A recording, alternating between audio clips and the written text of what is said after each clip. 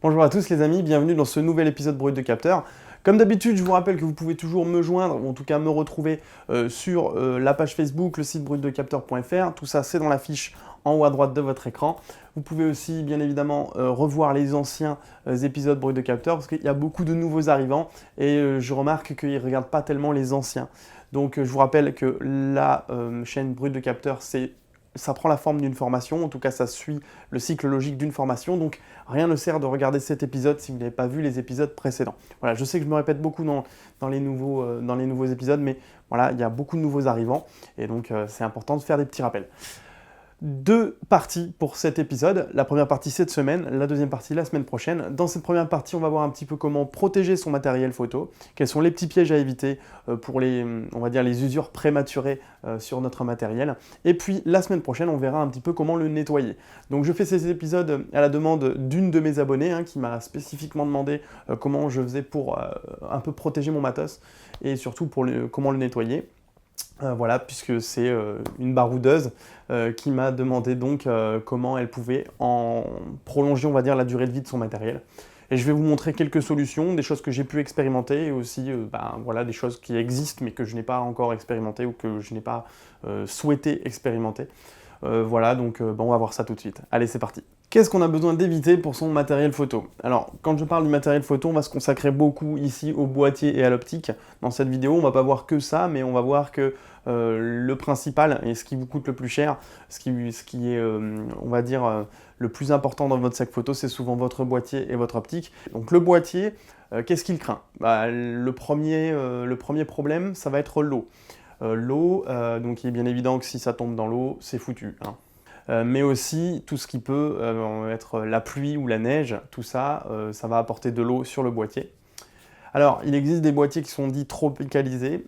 Ces boîtiers tropicalisés ne sont pas du tout étanches. Il ne faut pas penser qu'à partir du moment où votre boîtier est tropicalisé, vous pouvez aller sous la pluie faire de la photo.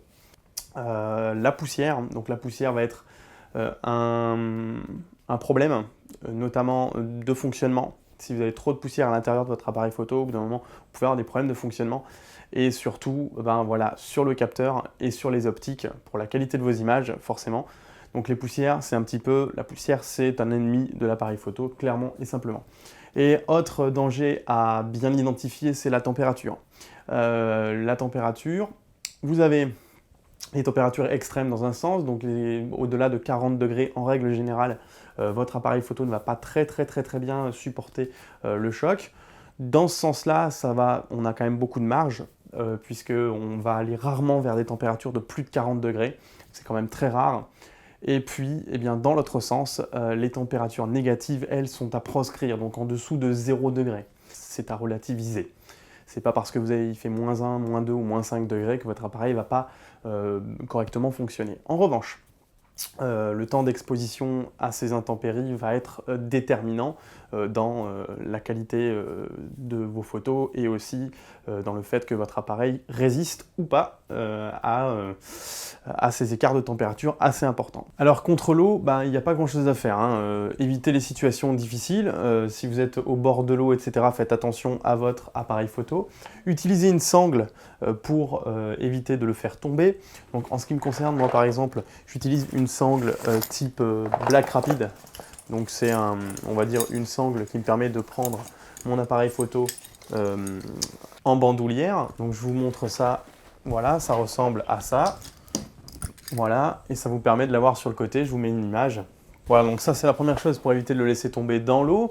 Ensuite, on a bien évidemment l'eau due à la pluie. Si vous êtes en situation de pluie intense, vous pouvez laisser votre appareil photo à l'intérieur de votre sac, il sera déjà beaucoup mieux protégé. Et si vous avez un rain cover ou en tout cas une solution pour utiliser voilà, un plastique qui recouvre votre sac, alors moi mon sac fait ça, beaucoup de sacs aujourd'hui le font, c'est pratiquement de série maintenant. Vous avez la possibilité d'utiliser une housse étanche pour rendre votre sac encore plus étanche et protéger davantage encore votre appareil photo, eh ben pas de souci. On verra que pour la poussière, c'est exactement la même chose. À la maison, laissez votre appareil photo à l'intérieur de votre sac.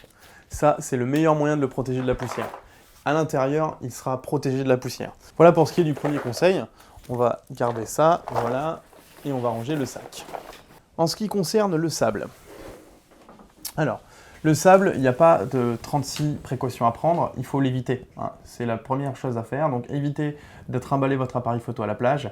Et si vous y êtes obligé parce que vous voulez faire des photos, eh ben, il n'y a pas de souci. Par contre, il est bien évident qu'il y a un nettoyage à faire à chaque utilisation. Donc vous utilisez votre appareil photo, derrière, instantanément, vous rentrez à la maison, vous nettoyez votre appareil photo. Le sable, c'est un ennemi très redoutable parce que il va avoir tendance à rayer. Alors, il est redoutable pour l'appareil photo parce qu'il va se mettre partout, il va s'infiltrer partout. C'est très fin le sable, contrairement à ce qu'on peut penser. Donc il va se mettre voilà, dans toutes les parties qu'on verra la semaine prochaine pour le nettoyage. Donc toutes les parties connues à l'intérieur de votre flash intégré, dans les parties ici de glissement de molette. Et ça peut par exemple vous empêcher plus tard de tourner vos molettes. Donc c'est important de bien nettoyer. Ici au niveau de l'interrupteur et le déclencheur, c'est la même chose chez Nikon. Mais aussi à l'intérieur du joint qui va séparer le boîtier de l'optique et toutes les autres possibilités dans la trappe, bien évidemment, de la batterie. Et puis toutes les trappes voilà, connues, donc les trappes accessoires. En ce qui concerne la poussière, le premier conseil, c'est celui que je vous ai donné tout à l'heure, donc, c'est de l'éviter. Hein, comme pour l'eau et pour le sable, on va dans un premier temps éviter la poussière. Donc, à la maison, on remise son appareil photo à l'intérieur de son sac. Ça permet d'éviter voilà, qu'il prenne la poussière sur une étagère ou autre. Deuxième conseil, donc c'est pour éviter les poussières internes, donc éviter d'avoir des poussières sur son capteur pour éviter voilà, de perdre en qualité photo et puis d'avoir beaucoup trop de retouches à faire en post-traitement et des retouches qui parfois ne sont pas possibles selon les endroits où se trouvent les poussières. Donc pour éviter ça, bien évidemment, vous connaissez ça déjà, hein, c'est sur internet, tout le monde le dit, tout le monde le conseille. Eh bien, on va dans un premier temps déjà éviter de changer ses optiques dans un milieu où il y a du vent, puisque le vent va avoir tendance à brasser la poussière. Et on fera ça de cette façon, c'est-à-dire qu'on tiendra son appareil photo vers le bas lorsqu'on changera ses optiques. Pourquoi ? Eh bien parce que la poussière a tendance donc à descendre, elle a tendance à tomber. Donc le fait d'orienter son capteur vers le bas va avoir tendance à protéger le capteur de la poussière qui a peu de chances de remonter, sauf si bien évidemment vous êtes donc dans un milieu où il y a beaucoup de vent, etc. Donc orienter votre appareil photo vers le bas lorsque vous changez vos optiques, ça permet aussi de limiter la quantité de poussière à l'intérieur du capteur. Tout à l'heure, je ne vous en ai pas parlé, mais pour l'eau, il existe aussi des sortes de sacs plastiques qui permettent de protéger vos appareils photo de l'eau. Il existe aussi des housses étanches donc, que l'on enfile sur le dessus de son appareil photo et qui permettent donc, justement aussi de protéger votre appareil photo de la pluie. Donc, moi, en ce qui me concerne, j'en ai. Donc, par exemple, ici, j'ai une housse qui me permet donc d'utiliser mon appareil photo sous la pluie. J'en ai 2 ou 3 d'ailleurs. J'en ai utilisé une seule fois, mais bon voilà, j'évite de manière générale on va dire, d'exposer mon appareil photo à la pluie. En ce qui concerne les chocs, il existe plein de solutions. Voilà, il y a une usure très connue. Là, je ne sais pas si vous la voyez, mais ici, sur tout le bord, là, ici, voilà, la peinture de mon réflexe à sauter. Donc ça, c'est dû au fait, voilà, c'est dû au frottement dès qu'on le pose. Voilà, donc chez Canon, ils ne sont pas forcément toujours au même endroit. Vous les aurez peut-être à l'arrière ici, etc., etc. Donc ça, ce sont des usures normales. Mais si vous voulez éviter ça, moi je l'ai compris un petit peu trop tard. Vous avez plusieurs solutions. Alors il n'y a pas de solution miracle. Hein. Moi j'en ai trouvé une qui est sympa. Vous l'avez déjà vu dans pas mal de mes vidéos. J'utilise un Easy Cover. Donc un Easy Cover, voilà, type camo. Donc là en l'occurrence, voilà. Ça se met assez facilement. Je vous montre. Voilà, et une fois qu'il est mis en place, il protège vraiment votre appareil photo des coups. Alors il existe aussi des systèmes néoprène beaucoup plus enveloppants, mais moi je trouve ça après c'est problématique pour la prise en main. L'avantage de l'Easy Cover, c'est qu'il est fabriqué pour votre modèle, donc vous avez vraiment tous les boutons accessibles et même les molettes, ça pose vraiment aucun souci d'utilisation au quotidien. Et puis par contre la prise en main est sympa aussi, c'est un grip. Donc c'est une matière néoprène, une résine on va dire. Je ne saurais pas trop dire la différence, mais voilà, c'est une matière qui agrippe quand même vachement bien à la main. Ça marche quand même très très bien pour ce que c'est. Pour ce que ça coûte en tout cas. Et donc voilà, donc ça c'est une solution anti-choc, anti-coup, anti-rayure qui permet aussi de protéger ton matos assez durablement. Donc je ne sais pas si, voilà, tu m'as dit dans ton commentaire que tu baroudais beaucoup, que tu avais la possibilité aussi de mettre parfois ton boîtier dans des conditions un petit peu difficiles. Et ben l'Easy Cover c'est très bien. L'Easy Cover par contre il a un gros désavantage, c'est qu'effectivement, il va venir fixer la poussière à l'intérieur. Donc ici, par exemple, voilà, vous avez de la poussière qui va se fixer, dû au fait que voilà, il va ramasser la poussière et il va l'accumuler dans les interstices. Ce qui n'est pas un problème en soi, puisque justement, tout le reste de l'appareil est bien protégé. Mais bon voilà, ça a tendance à être un nid à poussière. Et du coup, il faut de temps en temps aussi l'enlever pour faire un nettoyage complet. Ce qui est pratique, c'est ça se lave à l'eau. Cette fois-ci, je parle de l'Easy Cover, bien évidemment, hein, pas du boîtier. Vous le plongez dans l'eau et puis vous le ressortez. Et c'est génial, c'est l'avantage. Ça permet aussi d'éviter de tacher le boîtier avec des taches de graisse, tout un tas de choses. Donc moi, je trouve ça vraiment bien. J'ai découvert ça il y a 2-3 ans. Au salon de la photo d'ailleurs, ils ont leur stand depuis des années. Moi j'en suis très content. Voilà. Et pour les optiques, ils font ça. Donc ça, ce sont des bagues à mettre sur l'optique. Donc il vous suffit de l'enfiler, c'est pareil, c'est la même chose. Je vous montre rapidement. Voilà, alors là, la bague est un peu grande pour l'optique, parce que c'est un 14 mm qui est tout petit. Mais par exemple, sur mon 50 mm, ça marche très très bien. Donc le 50 mm, il est monté sur l'appareil qui filme. Mais par exemple, sur le 24-70, ça marche très très bien. Je les utilise dessus aussi. Le 24-70, comme vous avez pu le voir, je l'ai mis en mode camo aussi, mais j'ai utilisé du gaffer. Alors ça, c'est une autre technique que j'ai utilisée aussi pendant 2-3 ans, que j'utilise plus, mais que j'ai refait là pour la vidéo. C'est une technique qui permet de vraiment protéger très très bien vos optiques. Ça paraît tout bête, ça fait un peu crado, mais ça marche très très bien. C'est du gaffer, donc en gros c'est un scotch tissu. Hein, pour faire simple, c'est du tissu qui se autocollant, on va dire, sauf que ça laisse absolument aucune trace de colle sur l'optique, donc vous pouvez y aller. Par contre, il faut acheter du gaffer. Donc du gaffer, ça coûte pas cher, ça coûte 5 €. Voilà, c'est un truc comme ça. Donc ça, c'est utilisé par exemple beaucoup en airsoft. Donc pas de souci, vous pouvez très très bien mettre ça sur des fusils à billes. Donc pas de souci, c'est fait pour aller sur des matières plastiques ou sur des matières métal sans laisser de traces. Donc ça laisse vraiment aucune trace. Pour preuve, je l'ai refait 3 fois. Donc une fois pour cette vidéo et puis je l'avais fait 2 fois auparavant, puisqu'il faut le refaire au moins une fois par an. Par contre, une fois par an parce que voilà, ça va avoir tendance à se décoller aussi un petit peu avec le temps. Et voilà. Donc ça, c'est un truc très très bien aussi pour bien protéger votre matériel. Alors il existe aussi des choses en néoprène, je me rappelle plus de la marque, mais il y a un mec qui fait ça sur internet. Par contre, c'est un petit peu mieux que ça forcément, et c'est bien mieux que le Easy Cover, parce que ça permet d'avoir quelque chose qui est adapté à son optique. Donc vous achetez vraiment un truc pour le 24-70, pour le 70-200, pour peu importe votre optique, vous achetez vraiment, on va dire, un truc adapté à votre optique, qui laisse les trous au bon endroit pour la fenêtre de mise au point, pour les boutons, etc. Donc c'est quand même vachement mieux. Par contre, ça coûte une fortune. Je ne me rappelle plus les prix exacts, mais je crois qu'il fallait compter quand même une centaine d'euros. Donc ça fait quand même un petit accessoire très très cher pour ce que c'est. Une optique, elle a besoin d'être protégée comment également son point faible, ça va être bien évidemment la lentille frontale. La lentille frontale, c'est ce qui va coûter quasiment le plus cher dans l'optique, et en tout cas à changer, ça vaut quasiment jamais le coup.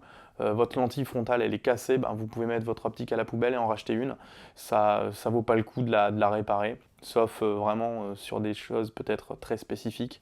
Du coup, pour protéger sa lentille frontale, il y a 2 écoles. Il y a l'école je mets un filtre dessus. Donc ça, c'est l'école sécuritaire, c'est celle qui va donner les meilleurs résultats en termes de protection. Le problème qui se pose avec les filtres, et moi je suis partisan de la 2e école, on verra ça tout à l'heure, c'est que vous rajoutez un verre par-dessus votre optique. Et voilà, les formules optiques sont développées par Nikon, Canon et autres fabricants talentueux d'optique. Je trouve ça un petit peu dommage d'aller y mettre un verre supplémentaire parce que ça va forcément, même si beaucoup s'en défendent, altérer quand même énormément, enfin altérer de manière visible votre piqué. Si vous voulez quand même être sécurisé à un maximum, eh ben, utilisez un filtre, surtout si vous avez des optiques qui coûtent pas très cher. Voilà, ça c'est une optique qui coûte 2000 €, donc forcément, aller y mettre un verre par-dessus, je trouve ça presque, voilà, c'est presque une infamie pour moi d'aller y mettre un verre, même si j'achète des très bons filtres. Donc si jamais vous choisissez cette option, achetez vraiment les meilleurs filtres qu'ils soient. Alors il n'y a pas 36 marques, les meilleurs ça reste tout de même BW, Oya, alors après il y a l'e-filter, tout ça, mais l'e-filter je suis pas sûr qu'ils fassent vraiment du filtre neutre, j'ai un doute là-dessus, mais s'ils font n'hésitez pas à y aller aussi, l'e-filter, c'est excellent. Donc vous pouvez mettre un filtre neutre hein, ou un filtre polarisant si vous aimez les filtres polarisants pour protéger votre lentille frontale. Il est évident que si elle tombe ou si elle prend un choc, c'est le filtre qui va prendre à la place. Moi je suis partisan de la seconde école qui est de dire le pare-soleil ça suffit. Laissez monter votre pare-soleil sur votre optique, quel que soit l'endroit où elle se trouve, même lorsqu'elle est dans votre sac. Et ça, c'est important ce que je suis en train de vous dire. Même si vous avez un bouchon, ça tombe extrêmement facilement. Vous voyez, le moindre choc et votre bouchon, il peut tomber. Ou voilà, si jamais vous n'avez pas le pare-soleil, le moindre choc, par exemple, sur un coin et ça tombe. Il n'y a pas de souci. Si votre optique se trouve dans votre sac, et que par mégarde, vous la prenez, vous la laissez tomber. Si jamais vous avez mis votre pare-soleil à l'envers, comme beaucoup de gens font, moi aussi, moi le premier, ça prend moins de place. Donc ce que je fais, c'est que souvent, je le mettais à l'envers dans mon sac pour que ça prenne moins de place. Mais à mon sens, c'est une erreur. Même dans votre sac, laissez votre pare-soleil à l'endroit. Pourquoi ? Parce que si vous prenez votre optique, vous la laissez tomber, le pare-soleil va ramasser plus facilement que l'optique. J'ai eu une très mauvaise aventure il n'y a pas très longtemps. Guillaume pourra en témoigner. J'étais au niveau de la passerelle Simone de Beauvoir à Paris et malheureusement mon optique est tombée. Elle était montée sur mon boîtier, mon D800, et elle est tombée d'1,60 m, la hauteur du trépied. Voilà, le trépied a pris un petit choc, l'appareil photo est tombé au sol. Et sur du pavé, donc du pavé bien dur, totalement irrégulier, donc en plus je me suis dit c'est bon, la lentille elle est foutue. Et il se trouve que mon pare-soleil a amorti le choc. Alors il a été cassé, il a été fissuré. J'en ai fait une petite boîte d'ailleurs, une petite boîte à médicaments où je mets mon Doliprane dedans. Vous voyez, donc ça c'est l'ancien. Alors je sais pas si vous le voyez, mais bon, on a les traces dessus. J'avais vu ça, oui, vous voyez, ici on voit par exemple. Là, il y a vraiment la trace du choc. Et puis, il est cassé ici, à ce niveau-là. Là. Donc ici, tout le long, là, il est fissuré. Donc, je ne sais pas si c'est visible vraiment à l'écran aussi, mais c'est pareil. Vous voyez, c'est fissuré, c'est cassé. Le pare-soleil est passé à travers l'optique. Donc, il est rentré à l'intérieur. Et la lentille frontale est totalement intacte. Elle n'a pas eu une seule rayure, pas eu un seul choc. Donc voilà, miracle du pare-soleil, ça peut vous sauver la vie, j'en suis la preuve. Bon, par contre, il a quand même fallu que j'aille chez Nikon parce que forcément, il a fallu réaligner bien les fûts pour les problèmes de mise au point. J'ai eu vraiment beaucoup de chance, donc surtout, si vous ne mettez pas de filtre, laissez votre pare-soleil, c'est la base. Autre chose, votre pare-soleil, il est un peu plus large que votre optique. Donc sur un choc, voilà, vous avez votre appareil photo qui est en bandoulière, vous allez le taper contre un mur ou un truc, que ce soit un objet qui tape comme ça ou que ce soit quelque chose qui tape sur le côté, vu qu'il est plus large, il va protéger le reste du fût et vu qu'il est en proéminence devant, forcément il va protéger aussi la lentille frontale, à moins d'avoir vraiment quelque chose de pointu qui rentre à l'intérieur pour venir briser la lentille frontale. À part dans cette situation, le pare-soleil protège quand même très bien votre autres optiques. En règle générale, c'est quand même plus large que l'optique. Même sur des petites optiques comme ça, on le voit, il est quand même plus large que le fût. Et dernière petite astuce, en ce qui me concerne, j'utilise des petites coques en néoprène. Donc là, c'est celui de mon 50 mm qui est monté donc, pour filmer avec mon autre réflexe. Et avec donc ces petites choses-là, on va protéger quand même un petit peu mieux ces petites optiques. Alors je vous montre les trucs d'origine. Normalement, j'en ai un par là, voilà. Donc ça, c'est les housses d'origine pour le Samyang. C'est très très très fin.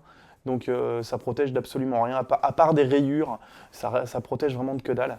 Alors que voilà, ces choses en néoprène, c'est quand même très épais. Donc c'est quand même plutôt sympa. Ça vaut 10 ou 15 euros les 3 sur Amazon. Donc c'est vraiment pas quelque chose qui coûte cher. Mais même dans votre sac, ça fait une protection supplémentaire. Et ça, c'est pas mal.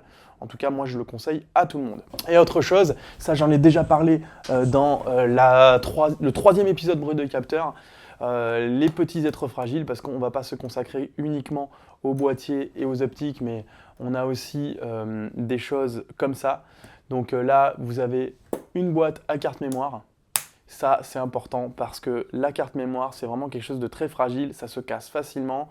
J'en ai d'autres, donc j'ai une autre boîte qui est pleine, et j'en ai une qui est déjà cassée, qui s'est cassée 1 ou 2 ans après que je les utilise. Donc attention, les cartes mémoire ont besoin d'être protégé. Voilà les amis, j'espère que cette vidéo vous aura plu. N'hésitez pas à mettre un petit pouce en l'air, moi ça me fait plaisir et ça vous coûte rien. On se revoit la semaine prochaine, mercredi 11h comme d'habitude. N'hésitez pas à partager d'ici là. Ciao ciao.